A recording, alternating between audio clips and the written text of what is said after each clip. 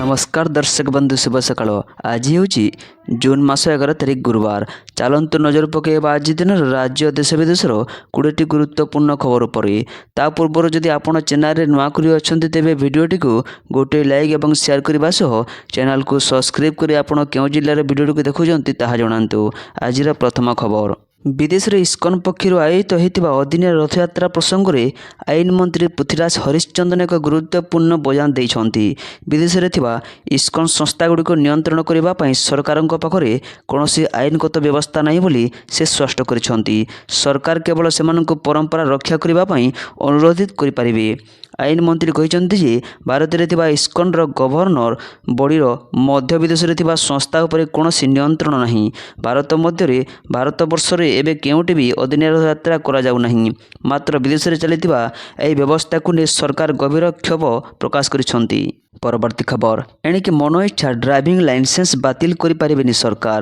ଡିଏଲ୍ଏକୁ ନେଇ ଆସିଛି ବଡ଼ ଖବର। ବିନା ନୋଟିସରେ ଡିଏଲ୍ଏ କ୍ୟାନସଲରେ ଲାଗିବ ରୋକ, ଅର୍ଥାତ୍ ମନ ଇଚ୍ଛା ଡ୍ରାଇଭିଂ ଲାଇସେନ୍ସ ବାତିଲ କରିପାରିବେନି ସରକାର। ଯଦି ଆପଣ ସଡ଼କ ସୁରକ୍ଷା ନିୟମକୁ ଉଲ୍ଲଂଘନ କରିଛନ୍ତି, ଏନେଇ ପ୍ରଥମେ କାରଣ ଦର୍ଶାଅ ନୋଟିସ୍ ଜାରି ହେବ। ସନ୍ତୋଷଜନକ ଉତ୍ତର ଦେଲେ ଡିଏଲ୍ ବାତିଲ ହେବନି। ପ୍ରକୃତରେ ନିୟମ ଉଲ୍ଲଂଘନ କରିଥିଲେ ପରିବହନ ବିଭାଗ ଡିଏଲ୍ ବାତିଲ କରିବ। ଏମିତିକି ଡିଏଲ୍ ପୁନର୍ନବୀକରଣ ପୂର୍ବରୁ ସମ୍ପୃକ୍ତ ଅମାନିଆ ଗାଡ଼ି ଚାଳକଙ୍କୁ 3 ଦିନିଆ ରେଫରେନ୍ସ ତାଲିମ ବି ନେବାକୁ ପଡ଼ିବ। ଟ୍ରାଫିକ୍ ନିୟମ ଭାଙ୍ଗିଲେ ପରିବହନ ବିଭାଗର ଏନ୍ଫୋର୍ସମେଣ୍ଟ ଟିମ୍ କିମ୍ବା ଟ୍ରାଫିକ୍ ପୁଲିସ ସମ୍ପୃକ୍ତ ଗାଡ଼ି ଚାଳକଙ୍କ ଡିଏଲ୍କୁ ବାତିଲ କରୁଥିଲା। 3 ମାସ ଅବଧି ପରେ ଏହି ଡିଏଲ୍ ସ୍ୱୟଂଚାଳିତ ଭାବେ ପୁନଃକାର୍ଯ୍ୟକ୍ଷମ ହେଉଥିଲା। କିନ୍ତୁ ସମ୍ପୃକ୍ତ ଅମାନିଆ ଗାଡ଼ି ଚାଳକଙ୍କର ବେପରୁଆ ମନୋବୃତ୍ତିରେ ସେଥିରେ ପରିବର୍ତ୍ତନ ଆସୁନଥିଲା। ଡିଏଲ୍ ଫେରି ପାଇବା ପରେ ପୁଣି ନିୟମ ଭାଙ୍ଗୁଥିଲେ ଦେଖିବାକୁ ମିଳିଛି। ପରବର୍ତ୍ତୀ ଖବର, ନେହେରୁଙ୍କ ରେକର୍ଡ ଭାଙ୍ଗିଲେ ମୋଦି, ବନିଲେ ସବୁଠୁ ଲମ୍ବା ସମୟର ପ୍ରଧାନମନ୍ତ୍ରୀ। ନରେନ୍ଦ୍ର ମୋଦି ଜବାହରଲାଲ ନେହେରୁଙ୍କ ରେକର୍ଡ ଭାଙ୍ଗି ସବୁଠାରୁ ଅଧିକ ସମୟ ପାଇଁ ନିର୍ବାଚିତ ପ୍ରଧାନମନ୍ତ୍ରୀ ବନିଛନ୍ତି। ଏଥିସହିତ ଏନ୍ଡିଏ ସରକାର 12 ବର୍ଷ ପୂରଣ କରିଛି। ବୁଧବାର ଦିନ ନୂଆଦିଲ୍ଲୀର ଭାରତ ମଣ୍ଡପମରେ ଏନ୍ଡିଏ ସାଥୀ ଦଳଗୁଡ଼ିକର ନେତାମାନେ ବିଜେପି ସରକାରଙ୍କ 12 ବର୍ଷ ପୂରଣର ଉତ୍ସବ ପାଳନ କରିବେ ବୋଲି ଜଣାପଡ଼ିଛି। ଏହି ରେକର୍ଡ ଅନୁସାରେ ମୋଦି ଜବାହରଲାଲ ନେହେରୁଙ୍କ ରେକର୍ଡ ଭାଙ୍ଗି ସବୁଠାରୁ ଅଧିକ ସମୟ ପାଇଁ ନିର୍ବାଚିତ ପ୍ରଧାନମନ୍ତ୍ରୀ ହୋଇଛନ୍ତି। ପରବର୍ତ୍ତୀ ଖବର, ବଢ଼ିଲା ସ୍ନାତକ ନାମଲେଖା ପାଇଁ ଆବେଦନ ସମୟ ସୀମା। ବଢ଼ିଲା ସ୍ନାତକ ପାଠ୍ୟକ୍ରମରେ ନାମଲେଖା ପାଇଁ ଆବେଦନ ସମୟ ସୀମା। ଛାତ୍ରଛାତ୍ରୀମାନେ ଜୁନ୍ 16 ତାରିଖ ଯାଏଁ ସାମ୍ସ ପୋର୍ଟାଲରେ ଆବେଦନ କରିପାରିବେ। ପ୍ରଥମ ମେଧା ତାଲିକା ଜୁନ୍ 22 ତାରିଖରେ ପ୍ରକାଶିତ ହେବ। ଉଚ୍ଚଶିକ୍ଷା ବିଭାଗ ପକ୍ଷରୁ ସୂଚନା ଦିଆଯାଇଛି। ଶିକ୍ଷାବର୍ଷ 2026-27 ପାଇଁ ସ୍ନାତକ ଶ୍ରେଣୀରେ ନାମଲେଖା ପ୍ରକ୍ରିୟା ଜାତୀୟ ଶିକ୍ଷାନୀତି 2020 ଆଧାରରେ କରାଯିବ। ଛାତ୍ରଛାତ୍ରୀମାନେ ସାମ୍ସ ପୋର୍ଟାଲରେ କମନ୍ ଆପ୍ଲିକେସନ୍ ଫର୍ମ ପୂରଣ କରିବା ସମୟରେ ନିଜ ପସନ୍ଦ ଅନୁଯାୟୀ ମୁଖ୍ୟ ବିଷୟ, ଉପବିଷୟ, ମେଜର, ମାଇନର ଚୟନ କରିପାରିବେ। ପରବର୍ତ୍ତୀ ଖବର, ବଢ଼ିଲା ଭାରତର ପ୍ରତିରକ୍ଷା ଶକ୍ତି। ଚାନ୍ଦିପୁର କ୍ଷେପଣାସ୍ତ୍ର ଘାଟିରୁ ମିସାଇଲର ସଫଳ ପରୀକ୍ଷଣ। ଭାରତୀୟ ପ୍ରତିରକ୍ଷା କ୍ଷେତ୍ରରେ ଆଉ ଏକ ଗୁରୁତ୍ୱପୂର୍ଣ୍ଣ ସଫଳତା ମିଳିଛି। ବୁଧବାର ଅପରାହ୍ନରେ ବାଲେଶ୍ୱର ଜିଲ୍ଲା ଚାନ୍ଦିପୁର ଏକୀକୃତ ପରୀକ୍ଷଣ ଶିବିର ITR-ଠାରେ DRDO ପକ୍ଷରୁ ଏକ ଅତ୍ୟାଧୁନିକ କ୍ଷେପଣାସ୍ତ୍ରର ସଫଳ ପରୀକ୍ଷଣ କରାଯାଇଛି। ଚାନ୍ଦିପୁର କ୍ଷେପଣାସ୍ତ୍ର ପରୀକ୍ଷଣ କେନ୍ଦ୍ରରେ ମିସାଇଲ ପରୀକ୍ଷଣ ଲଞ୍ଚ ପ୍ୟାଡ୍ରୁ ତୀରରୁ ଏକ ଗୁରୁତ୍ୱପୂର୍ଣ୍ଣ ମିସାଇଲ ପରୀକ୍ଷଣ ହୋଇଛି। ସୂଚନା ଅନୁଯାୟୀ ବୁଧବାର ଅପରାହ୍ନ 3:30 ସମୟରେ ଚାନ୍ଦିପୁର 3 ନମ୍ବର ଲଞ୍ଚ ପ୍ୟାଡ୍ରୁ ଏହି କ୍ଷେପଣାସ୍ତ୍ରକୁ ଉତ୍କ୍ଷେପଣ କରାଯାଇଥିଲା। ପରବର୍ତ୍ତୀ ଖବର, 2 ବର୍ଷ ଫୂର୍ତ୍ତିରେ ମୁହାଁମୁହିଁ ବିଜେଡି ଓ ବିଜେପି। ସରକାରଙ୍କୁ ଘେରିଲେ ରାଜା ସ୍ୱାଇଁ, ପାଲଟା ଜବାବ ଦେଲେ ମନମୋହନ ସାମଲ। ରାଜ୍ୟ ସରକାରଙ୍କ 2 ବର୍ଷ ପୂର୍ତ୍ତି ଅବସରରେ ଶାସକ ଦଳକୁ ଜୋରଦାର ସମାଲୋଚନା କରିଛି ବିରୋଧୀ ବିଜେଡି। ଦଳର ବରିଷ୍ଠ ବିଧାୟକ ରଣେନ୍ଦ୍ର ପ୍ରତାପ ସ୍ୱାଇଁ ଏକ ସାମ୍ବାଦିକ ସମ୍ମିଳନୀ କରି କହିଛନ୍ତି ଯେ ବିଜେପି ସରକାର ଏହି 2 ବର୍ଷ ମଧ୍ୟରେ 12 ଥର ନିଜ ନିଷ୍ପତ୍ତିର ୟୁ-ଟର୍ଣ୍ଣ ନେଲେଣି। ଚାଷୀ, ମହିଳା ଏବଂ ସାଧାରଣ ଜନତା ସରକାରଙ୍କ ଦ୍ୱାରା ପ୍ରଚାରିତ ହୋଇଛନ୍ତି। ରାଜା ସ୍ୱାଇଁ ଅଭିଯୋଗ କରିଛନ୍ତି ଯେ ରାଜ୍ୟରେ ଲକ୍ଷ ଲକ୍ଷ ହିତାଧିକାରୀଙ୍କୁ ମାସିକ 3,500 ଟଙ୍କା ଭତ୍ତା ମିଳୁନାହିଁ। ସୁଭଦ୍ରା ଯୋଜନା ଓ ଚାଷୀଙ୍କ ନେଇ ଦେଇଥିବା ପ୍ରତିଶ୍ରୁତି ପୂରଣ ହୋଇନାହିଁ। ଛାତ୍ର ସଂସଦ ନିର୍ବାଚନ ହୋଇପାରିନାହିଁ ଏବଂ ମେଟ୍ରୋ ପ୍ରକଳ୍ପ ମଧ୍ୟ ବନ୍ଦ ରହିଛି। ଏପରିକି ପ୍ରଦୂଷଣ ସାର୍ଟିଫିକେଟ୍ ଆଳରେ ଲୋକଙ୍କୁ ହଇରାଣ କରାଯାଉଛି ଏବଂ ଶ୍ରୀମନ୍ଦିରରେ ଭକ୍ତମାନେ ଦର୍ଶନ ପାଇଁ ଡହଳ ବିକଳ ହେଉଛନ୍ତି। ପରବର୍ତ୍ତୀ ଖବର, ରଜ ପାଇଁ ସୋମବାର ଖୋଲା ରହିବ ନନ୍ଦନକାନନ। ସୋମବାର ଦିନ ଖୋଲା ରହିବ ନନ୍ଦନକାନନ। ଏଥର ରଜ ପର୍ବ ଉପଲକ୍ଷେ ସୋମବାରରେ ଖୋଲା ରହିବ ନନ୍ଦନକାନନ ପ୍ରାଣୀ ଉଦ୍ୟାନ ଓ ରାଜ୍ୟ ଉଦ୍ଭିଦ ଉଦ୍ୟାନ। ଅନ୍ୟ ଦିନମାନଙ୍କରେ ସୋମବାର ନନ୍ଦନକାନନ ବନ୍ଦ ରହିଥାଏ। ମାତ୍ର ଏବର୍ଷ ରଜର ଦ୍ୱିତୀୟ ଦିନ ସୋମବାର ପଡ଼ୁଥିବାରୁ ଏହି ଦିନ ପର୍ଯ୍ୟଟକମାନଙ୍କ ପାଇଁ ନନ୍ଦନକାନନ ଖୋଲା ରହିବ। ଏନେଇ ସରକାରଙ୍କ ପକ୍ଷରୁ ନିର୍ଦ୍ଦେଶନାମା ଜାରି ହୋଇଛି। ମାତ୍ର ତା ପରଦିନ ଅର୍ଥାତ୍ 16 ତାରିଖ ମଙ୍ଗଳବାର ଦିନ ନନ୍ଦନକାନନ ବନ୍ଦ ରହିବ। ପରବର୍ତ୍ତୀ ଖବର, ଦିଲ୍ଲୀରେ ମୁଖ୍ୟମନ୍ତ୍ରୀ ମୋହନ ମାଝୀ ଏନ୍ଡିଏ ସମ୍ମିଳନୀ ଓ ନୀତି ଆୟୋଗ ବୈଠକରେ ଯୋଗଦେବେ। ଦିଲ୍ଲୀରେ ମୁଖ୍ୟମନ୍ତ୍ରୀ ମୋହନ ମାଝୀ ଏନ୍ଡିଏ ସମ୍ମିଳନୀ ଓ ନୀତି ଆୟୋଗ ବୈଠକରେ ଯୋଗ ଦେବା ପାଇଁ ମୁଖ୍ୟମନ୍ତ୍ରୀ ମୋହନ ଚରଣ ମାଝୀଙ୍କ ଦିଲ୍ଲୀ ଗସ୍ତ କରିଛନ୍ତି। ମୁଖ୍ୟମନ୍ତ୍ରୀ ମୋହନ ଚରଣ ମାଝୀ ଦୁଇଟି ଗୁରୁତ୍ୱପୂର୍ଣ୍ଣ ଜାତୀୟ ସ୍ତର ବୈଠକରେ ଯୋଗ ଦେବା ପାଇଁ ନୂଆଦିଲ୍ଲୀ ଅଭିମୁଖେ ଗସ୍ତ କରିଛନ୍ତି। ଆଜି ଆୟୋଜିତ ହେବାକୁ ଥିବା ଏନ୍ଡିଏ ମୁଖ୍ୟମନ୍ତ୍ରୀ ଓ ଉପମୁଖ୍ୟମନ୍ତ୍ରୀ ସମ୍ମିଳନୀ ଏବଂ ଆସନ୍ତାକାଲି ଅନୁଷ୍ଠିତ ହେବାକୁ ଥିବା ନୀତି ଆୟୋଗର ଗଭର୍ଣ୍ଣିଂ କାଉନ୍ସିଲ୍ ବୈଠକରେ ଅଂଶଗ୍ରହଣ କରିବେ। ପରବର୍ତ୍ତୀ ଖବର, ଆଜିର ସୁନା ଦର। ଆଜି ହ୍ରାସ ପାଇଛି ସୁନା ଓ ରୂପା ଦାମ। ଯଦି ଆପଣ ଆଜି ସୁନା କିଣିବାକୁ ଚାହୁଁଛନ୍ତି ବା ଯୋଜନା କରିଛନ୍ତି ତେବେ ପ୍ରଥମେ ଜାଣିନିଅନ୍ତୁ ଆଜିର ସୁନା ଦର। ଆଜି ଭାରତୀୟ ବଜାରରେ 24 କ୍ୟାରେଟ ସୁନା 1,48,860 ଟଙ୍କା ରହିଛି। ସେହିପରି 22 କ୍ୟାରେଟ ସୁନା ଦର 1,36,450 ଟଙ୍କା ଛୁଇଁଛି। ସେହିପରି ରାଜଧାନୀ ଭୁବନେଶ୍ୱରରେ 24 କ୍ୟାରେଟ ସୁନାର ମୂଲ୍ୟ 10 ଗ୍ରାମ ପିଛା 1,48,860 ଟଙ୍କା ରହିଥିବା ବେଳେ 22 କ୍ୟାରେଟର ସୁନାର ମୂଲ୍ୟ 1,36,450 ଟଙ୍କା ପହଞ୍ଚିଛି। ଅନ୍ୟପଟେ ରୂପାର ମୂଲ୍ୟ କିଲୋ ପିଛା 2,50,000 ଟଙ୍କା ହୋଇଛି। ପରବର୍ତ୍ତୀ ଖବର, ଜୁନ୍ 30ରୁ ବନ୍ଦ ହେବ କି କାଗଜ ନୋଟ୍? ଆସିଲା କେନ୍ଦ୍ର ସରକାରଙ୍କ ବଡ଼ ବୟାନ। ଗତ କିଛି ଦିନ ଧରି ସୋସିଆଲ ମିଡ଼ିଆରେ ଆର୍ବିଆଇ ସମ୍ପର୍କରେ ବିଭିନ୍ନ ରିପୋର୍ଟ ଭାଇରାଲ ହେଉଛି। ଏପରି ଏକ ରିପୋର୍ଟରେ ଦାବି କରାଯାଇଛି ଯେ ଆର୍ବିଆଇ ଖୁବ୍ ଶୀଘ୍ର କାଗଜ ମୁଦ୍ରାକୁ ନିଷିଦ୍ଧ କରିବାକୁ ଯାଉଛି ଏବଂ ଭାରତରେ ଏହାକୁ ପ୍ଲାଷ୍ଟିକ ନୋଟ୍ ସହିତ ବଦଳାଇବାକୁ ଯାଉଛି। ଯଦିଓ ସରକାର ଏପର୍ଯ୍ୟନ୍ତ ଏହା କେବେ ହୋଇପାରେ ସେ ବିଷୟରେ କୌଣସି ସରକାରୀ ଘୋଷଣା କରିନାହାନ୍ତି, ତଥାପି ଏହି ନିଷେଧ ପାଇଁ ନିର୍ଦ୍ଦିଷ୍ଟ ତାରିଖ ସୋସିଆଲ ମିଡ଼ିଆରେ ପ୍ରକାଶ ପାଇଛି, ଯାହା ବ୍ୟବହାରକାରୀଙ୍କ ମଧ୍ୟରେ ଯଥେଷ୍ଟ ଉତ୍ତେଜନା ସୃଷ୍ଟି କରିଛି। ପରବର୍ତ୍ତୀ ଖବର, ରଜରେ ବିଜିବ ସାରା ଓଡ଼ିଶା। ଜାରି ରହିଛି ପ୍ରାକ୍ ମୌସୁମୀ ବର୍ଷା।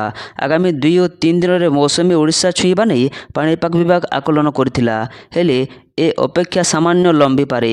ପାଣିପାଗ ବିଭାଗର ତାଜା ପୂର୍ବାନୁମାନ କହୁଛି ଯେ ମୌସୁମୀ ଓଡ଼ିଶା ଛୁଇଁବାକୁ ଆହୁରି 4-5 ଦିନ ସମୟ ଲାଗିପାରେ। ତେବେ ଆସନ୍ତା 3 ଦିନ ଯାଏ ରାଜ୍ୟରେ ଦିନର ତାପମାତ୍ରାରେ ସେଭଳି କୌଣସି ବଡ଼ ପରିବର୍ତ୍ତନ ହେବନି। ଏହାପରେ ତାପମାତ୍ରା ସାମାନ୍ୟ ଖସିବା ସହ ଅସହ୍ୟ ଗରମରୁ କିଛିଟା ଆଶ୍ୱସ୍ତି ମିଳିପାରେ। ତେବେ ଆଜି ସାମ୍ଭାବ୍ୟ ଝଡ଼ ବର୍ଷା ନେଇ ସାରା ଓଡ଼ିଶାରେ ପାଇଁ ୟେଲୋ ୱାର୍ଣ୍ଣିଂ ଜାରି ହୋଇଛି, ଅର୍ଥାତ୍ ରାଜ୍ୟର ସମସ୍ତ ଜିଲ୍ଲାରେ ବର୍ଷା, ବିଜୁଳି ଘଡ଼ଘଡ଼ି ସହ ଘଣ୍ଟା ପ୍ରତି 30ରୁ 40 କିଲୋମିଟର ବେଗରେ ପବନ ବହିପାରେ। ଆସନ୍ତା 15 ତାରିଖ ଯାଏଁ କାଳବୈଶାଖୀର ପ୍ରଭାବ ଥିବା ପାଣିପାଗ ବିଭାଗ କହିଛି। ପାଣିପାଗ ବିଭାଗ କହିଛି ମୌସୁମୀ ଆଗକୁ ବଢ଼ିବା ପାଇଁ ପାଗ ଅନୁକୂଳ ଅଛି। 4-5 ଦିନ ଭିତରେ ମହାରାଷ୍ଟ୍ର, ତେଲେଙ୍ଗାନା, ଆନ୍ଧ୍ରପ୍ରଦେଶ କିଛି ଅଂଶ ସହ ତାମିଲନାଡୁର ବାକି ଅଂଶ ଏବଂ ଛତିଶଗଡ଼, ବିହାର, ଝାଡ଼ଖଣ୍ଡ, ଓଡ଼ିଶାର କେତେକ ଅଞ୍ଚଳରୁ ମୌସୁମୀ ପ୍ରବେଶ କରିବ। 11 ତାରିଖ ପର୍ଯ୍ୟନ୍ତ ରାଜ୍ୟର ଉପକୂଳ ଓଡ଼ିଶାରେ ଗରମ ସହ ଗୁଳୁଗୁଳି ପ୍ରକୋପ ରହିପାରେ। ପ୍ରତିଦିନ ରାଜ୍ୟରେ କାଳବୈଶାଖୀ ସମ୍ଭାବନା ଥିବାବେଳେ 11ରୁ ବର୍ଷା ବଢ଼ିପାରେ। 11 ଓ 12ରେ ରାଜ୍ୟର ଅନେକ ସ୍ଥାନରେ ଘଡ଼ଘଡ଼ି ସହ ବର୍ଷାର ସମ୍ଭାବନା ଅଛି। ପରବର୍ତ୍ତୀ ଖବର, ଇରାନ ଉପରେ ଆମେରିକାର ଭୟଙ୍କର ଆକ୍ରମଣ। ଏୟାର ଡିଫେନ୍ସ ସିଷ୍ଟମ ଧ୍ୱଂସ। ଆମେରିକା ଇରାନ ଭିତରେ ଭାଙ୍ଗିଲା ଯୁଦ୍ଧ ବିରାମ। ହରମୁଜରେ ଘମାଘୋଟ ଯୁଦ୍ଧ। ଇରାନର air defence, ground control station ଏବଂ ରାଡାର ସାଇଟ୍ସ ଉପରେ ବମ୍ ବର୍ଷା କଲା ଆମେରିକା। ୟୁଏସ୍ଏ ସୈନ୍ୟ ହେଲିକପ୍ଟରକୁ ତେହେରାନ ଟାର୍ଗେଟ କରିବା ପରେ ଟ୍ରମ୍ପ ଉଡ଼କି ଯାଇଛନ୍ତି। ଇରାନ ଉପରେ ଜବାବମୂଳକ କାର୍ଯ୍ୟାନୁଷ୍ଠାନ ନେଇଛନ୍ତି। ହ୍ୱାଇଟ୍ ହାଉସ୍ କହିଛି ଯେ ଆମେରିକାର ସେଣ୍ଟ୍ରାଲ କମାଣ୍ଡ ଖୁବ୍ ଶୀଘ୍ର ଇରାନ ଉପରେ ସୈନ୍ୟ କାରବାର ଆରମ୍ଭ କରିଦେଇଛନ୍ତି। ପରବର୍ତ୍ତୀ ଖବର, ମୟୂରଭଞ୍ଜ ଗସ୍ତରେ ଆସୁଛନ୍ତି ରାଷ୍ଟ୍ରପତି। ସୁରକ୍ଷା ବ୍ୟବସ୍ଥାର ସମୀକ୍ଷା କଲେ ଡିଜିପି। ରାଷ୍ଟ୍ରପତିଙ୍କ ମୟୂରଭଞ୍ଜ ଗସ୍ତ ପାଇଁ ସୁରକ୍ଷା ବ୍ୟବସ୍ଥାର ସମୀକ୍ଷା କଲେ ଡିଜିପି ଯୋଗେଶ ବାହାଦୁର ଖୁରାନିଆ। ଚଳିତ ମାସ 19 ଓ 20 ତାରିଖରେ ରାଷ୍ଟ୍ରପତି ଦ୍ରୌପଦୀ ମୁର୍ମୁଙ୍କ ମୟୂରଭଞ୍ଜ ଜିଲ୍ଲା ଗସ୍ତ କାର୍ଯ୍ୟକ୍ରମ ରହିଛି। ଏହି ଗସ୍ତକୁ ସୁରକ୍ଷିତ, ସୁବ୍ୟବସ୍ଥିତ ଏବଂ ନିର୍ବିଘ୍ନ ଭାବେ ସମ୍ପନ୍ନ କରିବା ନିମନ୍ତେ ଆଜି କଟକସ୍ଥିତ ରାଜ୍ୟ ପୋଲିସ ମୁଖ୍ୟାଳୟରେ ରାଜ୍ୟ ଆରକ୍ଷୀ ମହାନିର୍ଦ୍ଦେଶକ ଯୋଗେଶ ବାହାଦୁର ଖୁରାନିଆଙ୍କ ଅଧ୍ୟକ୍ଷତାରେ ଏକ ଉଚ୍ଚସ୍ତରୀୟ ପ୍ରସ୍ତୁତି ବୈଠକ ଅନୁଷ୍ଠିତ ହୋଇଥିଲା। ପରବର୍ତ୍ତୀ ଖବର ନବୀନ ଡାକିଲେ ବଡ଼ ବୈଠକ ଆଉ କିଛି ସମାଜରେ ବଡ଼ ଘୋଷଣା। ରାଜ୍ୟ ରାଜନୀତିରେ ଏବେ ହଲଚଲ ଜୋର ଧରିଛି। ବିଶେଷ କରି ସାଧାରଣ ନିର୍ବାଚନ ପରେ ବିଜେଡି ଶିବିରରେ ତତ୍ପରତା ପ୍ରକାଶ ପାଇଛି। ଦିଲ୍ଲୀ ଗସ୍ତରୁ ଫେରିବା ପରେ ବିଜୁ ଜନତା ଦଳ ବିଜେଡି ସଭାପତି ନବୀନ ପଟ୍ଟନାୟକ ଏକ ଗୁରୁତ୍ୱପୂର୍ଣ୍ଣ ପଦକ୍ଷେପ ନେଇଛନ୍ତି। ବର୍ତ୍ତମାନ ଶଙ୍ଖ ଭବନରେ ଏକ ବଡ଼ ବୈଠକ ଡକାଯାଇଛି, ଯେଉଁଠାରେ ନବୀନ କେବଳ ପରାଜିତ ନେତାମାନଙ୍କ ସହ ସିଧାସଳଖ ଆଲୋଚନା କରିଛନ୍ତି। ପରବର୍ତ୍ତୀ ଖବର ପେଟ୍ରୋଲ ସିଲିଣ୍ଡର ପରେ ଏବେ ମହଙ୍ଗା ହେବ ବିମାନ ଯାତ୍ରା। ସରକାରଙ୍କ ନୂତନ ମୂଲ୍ୟ ସ୍ଥିରୀକରଣ ଯୋଜନା ଅନୁଯାୟୀ ଘରୋଇ ବିମାନ କମ୍ପାନୀଗୁଡ଼ିକ ଏତେ 3 ବର୍ଷ ପର୍ଯ୍ୟନ୍ତ ବିମାନ ଟର୍ବାଇନ୍ ଇନ୍ଧନ ATM ମୂଲ୍ୟ ସ୍ଥିର କରିପାରିବେ। ଏହି ସମାଜରେ ସରକାରୀ ଇନ୍ଧନ ଖୁଚୁରା ବ୍ୟବସାୟୀମାନେ ଜେଟ୍ ଇନ୍ଧନ ମୂଲ୍ୟ ପ୍ରାୟ 10% ବୃଦ୍ଧି କରିଛନ୍ତି। ନୂତନ ବ୍ୟବସ୍ଥା ଅନୁଯାୟୀ ଏହି ସ୍ୱେଚ୍ଛାକୃତ ଯୋଜନାକୁ ବାଛିଥିବା ବିମାନ କମ୍ପାନୀଗୁଡ଼ିକ ATF ପାଇଁ ପ୍ରତି ଲିଟର 115ର ଏକ ସ୍ଥିର ମୂଲ୍ୟ ଦେବେ। ପରବର୍ତ୍ତୀ ଖବର କଂଗ୍ରେସରେ ମିଶିଯିବ TMC, ରାହୁଲଙ୍କୁ ଭେଟିଲେ ରାଜନୀତିରେ ବଡ଼ ହଲଚଲ। ପଶ୍ଚିମବଙ୍ଗ ବିଧାନସଭା ନିର୍ବାଚନରେ ପରାଜୟ ପରେ ତୃଣମୂଳ କଂଗ୍ରେସ ଭିତରେ ଖିନଭିନ ହେଉଥିବା ପରି ମନେ ହେଉଛି। ଦଳର ନେତାମାନେ ତୁରନ୍ତ ଇସ୍ତଫା ଦେଉଛନ୍ତି। ଏହା ମଧ୍ୟରେ ରାଜନୀତିର ମହଲର ଏକ ଘଟଣା ଆଲୋଡ଼ନ ସୃଷ୍ଟି କରିଛି। କଂଗ୍ରେସ ଦଳ ସହିତ TMCର ସମ୍ଭାବ୍ୟ ମିଶ୍ରଣ ସମ୍ପର୍କରେ କଳ୍ପନା ମଧ୍ୟରେ TMCର ଜାତୀୟ ମହାସଚିବ ଅଭିଷେକ ବାନାର୍ଜୀ ଡେରେକ୍ ବ୍ରାୟନଙ୍କ ସହିତ ଲୋକସଭାରେ ବିରୋଧୀ ଦଳ ନେତା ରାହୁଲ ଗାନ୍ଧୀଙ୍କୁ ଭେଟିଛନ୍ତି। ପରବର୍ତ୍ତୀ ଖବର ସରକାରଙ୍କ ବଡ଼ ପଦକ୍ଷେପ, ଶେଷ ହେବ 2 ସନ୍ତାନ ନିୟମ। ମଧ୍ୟପ୍ରଦେଶ ସରକାରୀ ଚାକିରି ଆଶାୟୀ ଏବଂ ବର୍ତ୍ତମାନର ସରକାରୀ କର୍ମଚାରୀଙ୍କ ଗୁରୁତ୍ୱପୂର୍ଣ୍ଣ ଆଶ୍ୱସ୍ତି ପ୍ରଦାନ କରିଛନ୍ତି। ମୋହନ ଯାଦବ ପ୍ରଶାସନ 23 ବର୍ଷ ପୁରୁଣା 2 ସନ୍ତାନ ନିୟମକୁ ଉଚ୍ଛେଦ କରିବାକୁ ନିଷ୍ପତ୍ତି ନେଇଛି। ମୁଖ୍ୟମନ୍ତ୍ରୀ ମୋହନ ଯାଦବ ମଙ୍ଗଳବାର ଜୁନ୍ର ଏହି ନିୟମକୁ ପ୍ରତ୍ୟାହାର କରିବା ପାଇଁ ନିର୍ଦ୍ଦେଶ ଜାରି କରିଛନ୍ତି। ଫଳସ୍ୱରୂପ 2ରୁ ଅଧିକ ସନ୍ତାନ ଥିବା ପ୍ରାର୍ଥୀମାନଙ୍କୁ ଆଉ ସରକାରୀ ଚାକିରି ପାଇବାରୁ ବାରଣ କରାଯିବ ନାହିଁ। ପରବର୍ତ୍ତୀ ଖବର ସରକାରଙ୍କ ବଡ଼ ଘୋଷଣା, ମେଟ୍ରୋ ବସ୍ରେ ଅଫିସ ଯିବା ଆସିବା କରୁଥିବା କର୍ମଚାରୀଙ୍କୁ ମିଳିବ ଅଧିକ ଦରମା। ଦିଲ୍ଲୀ ସରକାର ନିଜ କର୍ମଚାରୀଙ୍କ ହିତ ପାଇଁ ଏକ ବଢ଼ୁଥିବା ଇନ୍ଧନ ଫୁଏଲ ସଙ୍କଟର ମୁକାବିଲା କରିବା ପାଇଁ ଏକ ବଡ଼ ନିଷ୍ପତ୍ତି ନେଇଛନ୍ତି। ସରକାର ଏବେ ସେହି ସମସ୍ତ କର୍ମଚାରୀଙ୍କୁ ବିଶେଷ ଇନସେଣ୍ଟିଭ ଅତିରିକ୍ତ ଭତ୍ତା ପ୍ରଦାନ କରିବେ, ଯେଉଁମାନେ ଅଫିସ ଯିବା ଆସିବା ପାଇଁ ଦିଲ୍ଲୀ ମେଟ୍ରୋ, TDC ବସ୍ କିମ୍ବା ଅନ୍ୟାନ୍ୟ ସାର୍ବଜନୀନ ପରିବହନ ବ୍ୟବହାର କରୁଛନ୍ତି। ଅର୍ଥ ବିଭାଗ ଏହି ସମ୍ପୂର୍ଣ୍ଣ ଯୋଜନାର ଏକ ରୂପରେଖ ପ୍ରସ୍ତୁତ କରିଛି। ଖୁବ୍ ଶୀଘ୍ର ଏହାକୁ ସମସ୍ତ ବିଭାଗରେ ଲାଗୁ କରାଯିବ। ପରବର୍ତ୍ତୀ ଖବର ପ୍ରଥମ 4ଟି ସିଲିଣ୍ଡର ଉପରେ ମିଳିବ ଏତିକି ଟଙ୍କା ସବସିଡି। ଜାଣନ୍ତୁ କ'ଣ ରହିଛି ନୂଆ ନିୟମ। କେନ୍ଦ୍ର ପେଟ୍ରୋଲିୟମ ଏବଂ ପ୍ରାକୃତିକ ଗ୍ୟାସ ମନ୍ତ୍ରଣାଳୟ ସୂଚିତ କରିଛି ଯେ ପ୍ରଧାନମନ୍ତ୍ରୀ ଉଜ୍ଜ୍ୱଲା ଯୋଜନା ଅଧୀନରେ ଉପଲବ୍ଧ ସବସିଡିକୁ LPG ସିଲିଣ୍ଡର ସଂଖ୍ୟା ସଂଶୋଧନ କରାଯାଇଛି। ଏହି ସଂଖ୍ୟା ବର୍ତ୍ତମାନ 9ରୁ ହ୍ରାସ କରି 4 କରାଯାଇଛି। ସରକାର ଏ ସମ୍ପର୍କରେ ସୃଷ୍ଟି ଘୋଷଣା କରି ନଥିଲେ ମଧ୍ୟ ମନ୍ତ୍ରଣାଳୟର ଏକ ନିକଟ ବିବୃତ୍ତିରେ କୁହାଯାଇଛି ଯେ ଉଜ୍ଜ୍ୱଲା ପରେ ପ୍ରତିବର୍ଷ ପ୍ରଥମ 4ଟି LPG ରିଲିଫ ପାଇଁ ପ୍ରତି ସିଲିଣ୍ଡର ପାଇଁ 300 ସବସିଡି ପାଇବେ। ପରବର୍ତ୍ତୀ ଖବର ଆଗାମୀ 2 ଦିନ ଯାଏଁ ତାପମାତ୍ରାରେ ପରିବର୍ତ୍ତନ ନାହିଁ, ଲାଗି ରହିବ ଗରମ ଗୁଳୁଗୁଳି। ଆଗାମୀ 2 ଦିନ ଯାଏଁ ଦିନର ତାପମାତ୍ରାରେ କୌଣସି ପରିବର୍ତ୍ତନ ହେବାର ନାହିଁ, ଲାଗି ରହିବ ଗରମ ଗୁଳୁଗୁଳି। ଏହା ସହିତ ଆଗାମୀ 5 ଦିନ ଲାଗି ରହିବ କାଳବୈଶାଖୀ। ରାଜ୍ୟରେ ଆସନ୍ତା 13 ତାରିଖ ବେଳକୁ 2ରୁ 4 ଡିଗ୍ରୀ ତାପମାତ୍ରା ହ୍ରାସ ପାଇବ ବୋଲି ପାଣିପାଗ ବିଭାଗ ଆକଳନ କରିଛି। ଏହା ସହ ପାଗ ଅନୁକୂଳ ରହିଥିବାରୁ ଆଗାମୀ 3 ଦିନ ଭିତରେ ମୌସୁମୀ ଓଡ଼ିଶା ଛୁଇଁବ।